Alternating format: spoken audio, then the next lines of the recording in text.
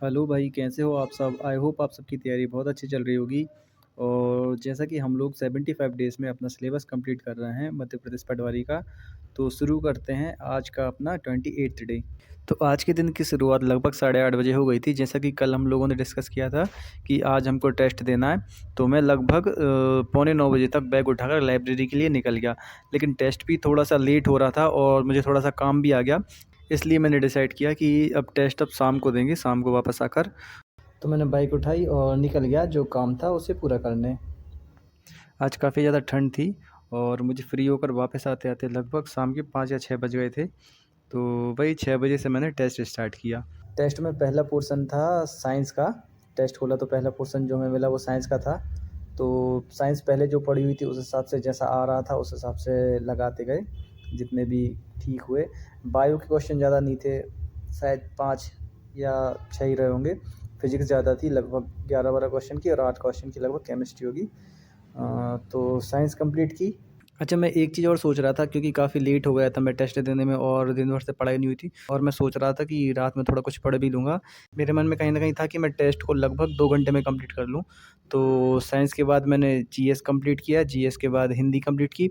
GS में भी ऐसा था कि इतने ज़्यादा क्वेश्चंस बन नहीं रहे थे, लेकिन हाँ, पढ़ा भी नहीं है अभी तो ठीक था, जीएस जैसा भी था ठीक था।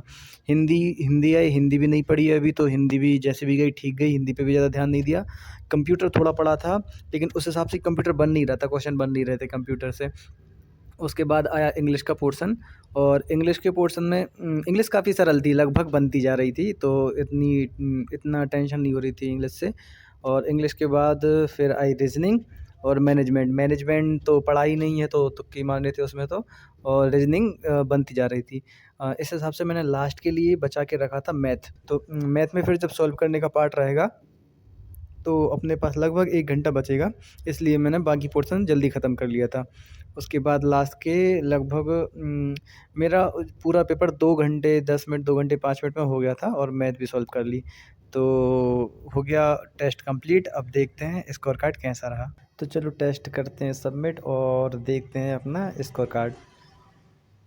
तो जब मैंने टेस्ट सबमिट किया तो उसके बाद स्कोर कार्ड दिखाने में बहुत ज़्यादा टाइम लग रहा था। तो मैं तो ये सोच रहा था कहीं ऐसा ना हो कि कहीं टेस्ट सबमिट ही ना हो, फिर से टेस्ट देना पड़े।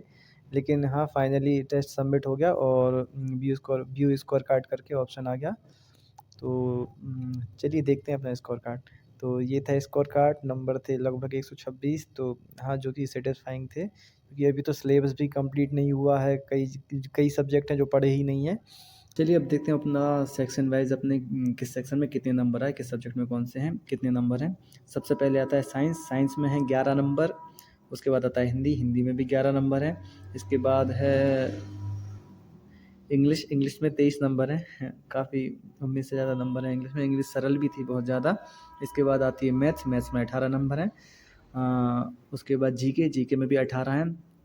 ठीक है, जीके में भी। कंप्यूटर में 10 नंबर बहुत कम नंबर हैं, कंप्यूटर पे काम करना पड़ेगा। रीजनिंग में 24 नंबर ठीक हैं। मैनेजमेंट में 11 नंबर। तो रीजनिंग इंग्लिश में ठीक नंबर हैं, और साइंस, हिंदी, कंप्यूटर और मैनेजमेंट में काफ़ी ज़्यादा कम नंबर हैं। तो बस यही था आज के अपने टेस्ट का जो भी था। बाकी सब कुछ जो भी है रिज़ल्ट वगैरह मैंने टेलीग्राम ग्रुप पर और टेलीग्राम चैनल पर डिस्कस वो शेयर कर दिया है। आप लोग भी अपना जो भी रिज़ल्ट रहा हो टेलीग्राम चैनल पर शेयर करें, बाकी कमेंट सेक्शन में भी लिख सकते हैं। और कल हम बनाएंगे अपनी नई स्ट्रेटजी कि किस तरह से हमको वीक सब्जेक्ट को अब ज़्यादा ध्यान देना है। तो बस आज के लिए इतना ही था, मिलते हैं कल के व्लॉग में। बाय।